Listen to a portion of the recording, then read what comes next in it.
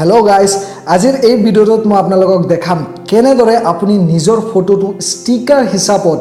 বেলেগক পঠাব পাৰিব WhatsAppৰ যোগেদি সো যদি এইটো আপুনি জানিবলৈ ইচ্ছুক তেন্তে প্লিজ ভিডিঅ'টো স্কিপ নকৰি পেলাই শেষলৈকে চাই থাকক মই একদম সহজভাৱে আপোনালোকক শিকাই দিম কেনেদৰে আপুনি আপোনাৰ ফটোটো ষ্টিকাৰ বনাব আৰু ষ্টিকাৰ বনাই পেলাই কেনেদৰে WhatsAppৰ যোগেদি বেলেগক সেই ষ্টিকাৰটো পঠাব সো ফ্ৰেণ্ডছ বলক ভিডিঅ'টো আৰম্ভ কৰো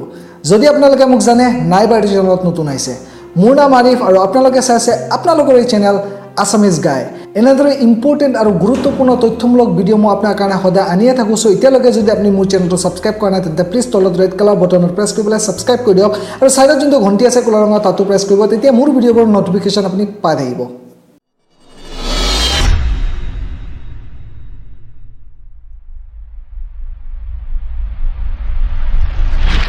Friends, WhatsAppৰ যোগেদি আপুনি নিজৰ ফটোবোৰ ষ্টিকাৰ ফৰমেটত সেন্ড কৰিবৰ কাৰণে তিনটা এপৰ প্ৰয়োজন আছে এক নম্বৰ হৈছে WhatsAppৰ বিটা ভাৰ্সন এপ দ্বিতীয়টো হৈছে ষ্টিকাৰ মেকাৰ এপ তৃতীয়টো হৈছে আপোনাৰ কিবা নিজৰ ফটোটোৰ বেকগ্ৰাউণ্ড ডিলিট কৰি পেলাই কিবা এটা এপ যোনটোৰ জৰিয়তে আপুনি PNG ফৰমেটত সেই ফটোটো সেভ কৰিব পাৰিব সো মই তিনিটা এপৰ ডেসক্ৰিপচন বক্সত লিংক দি আছো ডাউনলোড লিংক সো তাৰপা আপুনি ইনষ্টল কৰি ল'ব পাৰিব আৰু এতিয়া চাওক প্ৰসেছখিনি যোনখিনি কমপ্লিট কৰি পেলাই আপুনি এই কামটো কৰিবলৈ পাৰিব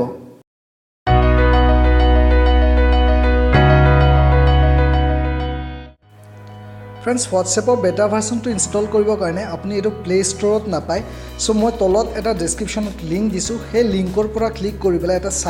সাইডত লৈ আহিব সো তাত আহি যাওক আপুনি সো লিংকটোত ক্লিক কৰিলে এটো সাইডত লৈ আহিব আপোনাক সো ইয়াত তলত স্ক্ৰল কৰি পেলাই এটো আপোনাৰ WhatsApp এপৰ বেটা ভাৰ্সন হয় সো তলত গৈ পেলাই আপুনি এই ডাউনলোড এপিকেট ক্লিক কৰি দিয়ক সো তেতিয়া আপোনাৰ এপটো ডাউনলোড হৈ পেলাই যেতিয়া ডাউনলোড হ'ব তেতিয়া আপুনি ইনষ্টল কৰি ল'ব এপটো ডাইৰেক্টলি সো ইনষ্টল ডাউনলোড হৈ আছে মোৰটো ইনষ্টল কৰি লোৱাৰ পিছত আপুনি ডাইৰেক্টলি ইনষ্টল কৰিব আগৰটো আনষ্টল কৰিব লগা একো কথা নাই আপুনি ইনষ্টল কৰিলে হৈ যাব সো এটো ইনষ্টল কৰি পেলাই তাৰ পিছত আছে নেক্সট প্ৰসেছ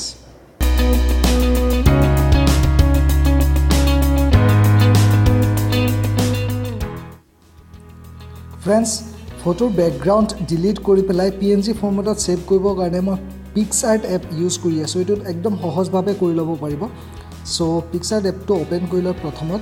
আৰু তাৰ পিছত প্লাছত মাৰি পেলাই আপুনি যোন ফটোটো এডিট কৰিব সেই ফটোটো ওপেন কৰি লওক সপোজ মই এই ফটোটো এডিট কৰিম সো এই ফটোটো এডিট কৰি পেলাই তলত স্ক্ৰল কৰিলে যাব এটো কাট আউট বুলি এটা অপচন আছে সো এই কাট আউটত যাব গৈ পেলাই ইয়াত যোনটো সাইন আছে এই সাইনটো ক্লিক কৰি দিব লেফট সাইডৰ নিজে নিজে সিলেক্ট হ'ব ফটোটো সিলেক্ট হলে আপুনি সেভ কৰি দিব তেতিয়া বেকগ্ৰাউণ্ডটো অটোমেটিকলি ডিলিট হৈ যাব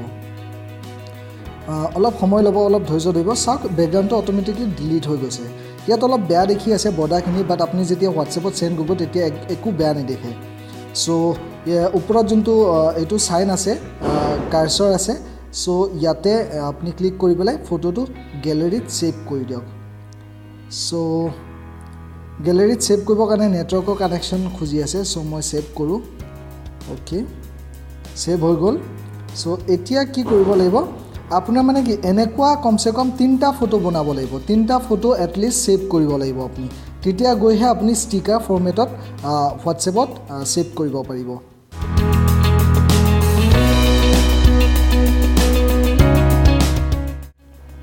তৃতীয় এপটো হৈছে পাৰ্সোনেল ষ্টিকাৰ মেকাৰ সো এটো আপুনি প্লে ষ্টৰত গৈ পেলাই সাৰ্চ কৰিলে পাই যাব প্লে ষ্টৰত যদি সাৰ্চ কৰে পাৰ্সোনেল ষ্টিকাৰ মেকাৰ বুলি সো ইয়াতে প্ৰথম যোনটো এপ ওলাব প্ৰথমটো এড আছে সেকেন্ডটো এটো search personal sticker for WhatsApp এটো ইনষ্টল কৰি লওক সো ইনষ্টল কৰাৰ পিছত আপুনি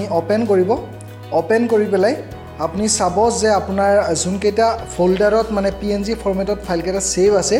এইকেইটা আপুনি ইয়াত এড কৰিব পাৰিব এইকেইটা ইয়াত অটোমেটিকলি ইয়াত ডিটেক্ট কৰি পেলাই ইয়াত লৈ আনিব সো এইকেইটা আপুনি এড কৰিব পাৰিব সো মিনিমাম আপুনি এটা ষ্টিকাৰ ফোল্ডাৰ এড কৰিবৰ কাৰণে এই ফোল্ডাৰটোত মিনিমাম 3টা PNG ফাইল থাকিব লাগিব সো যেনেকৈ মই আপোনাক আগতে কৈছিলোঁ সো 3টা ফটো এটলিষ্ট সেভ কৰক আপুনি তাৰ পিছতহে এড কৰিব পাৰিব সো মই এইটো কৰি পেলাই দেখাই আছো ইয়াত 5টা ষ্টিকাৰ আছে সো এড এতিয়া মোৰ WhatsAppত দুটা ভাৰ্সন আছে সো দুটা ভাৰ্সন মানে কি দুটা WhatsApp ইনষ্টল আছে ডুৱেল এপ সো মই মোৰ যোনটো মেইন WhatsApp এটোত কৰি পেলাই মই দেখাই দি আছো আপোনালোকক সো এনেকৈ ক্লিক কৰিলে WhatsAppত এড হৈ যাব সেন্ডিং টু WhatsApp সো ইয়াত এটা অপশ্যন আহিব would you like to add pictures to WhatsApp so ইয়াত এড কৰি দিলে হৈ গ'ল হোৱাটছএপত এড হৈ গ'ল বস্তুটো তাৰ পাছত আপুনি আপোনাৰ হোৱাটছএপ এপটো ওপেন কৰি লওক আৰু ওপেন কৰি পেলাই আপুনি যোনটো আপুনি ইমোজি যে পঠায় সেই আইকনটোত ক্লিক কৰক আৰু ইয়াতে চাওক GIFৰ লগত ৰাইট সাইডে এটা ষ্টিকাৰ সিম্বল আহিছে ইয়াতে ক্লিক কৰক সো ইয়াত ক্লিক কৰিলে আপোনাৰ যিমানকেইটা ষ্টিকাৰ সেভ কৰিছিলে ইয়াতে আহি যাব সো নতুনটো ইয়াত আহিছে ইয়াত ক্লিক কৰিলে এইকেইটা মই সেভ কৰিছিলো সো ইয়াত আহি গ'ল সো ইয়াৰ পৰা আপুনি ডাইৰেক্টলি সেন্ড কৰিব পাৰিব চাওক এটা এটাকে মই গোটেইকেইটা সেন্ড কৰি দিছোঁ সো চাওক একদম ধুনীয়াকৈ বস্তুখিনি সেন্ড হৈ গৈছে একদম পুৰা ধুনীয়াকৈ আশা কৰোঁ ফ্ৰেণ্ডছ ভিডিঅ'টো ভাল পাইছে আপুনিও শিকিব পাৰিছে কেনেকৈ ষ্টিকাৰ বনাই পেলাই হোৱাটছএপত নিজৰ ফটো সেন্ড কৰে সো যদি পাৰিছোঁ এইটো আপোনাক শিকাবলৈ তে প্লিজ মোৰ ভিডিঅ'টো লাইক কৰি দিব আৰু আজিৰ কাৰণে ইমানখিনি আছিলে নেক্সট ভিডিঅ'ত আকৌ লগ পাম ভাল কিবা এটা টপিক লৈ পেলাই তেতিয়ালৈকে সুস্থ থাকক সুৰক্ষিত থাকক বাই বাই জয় আই অসম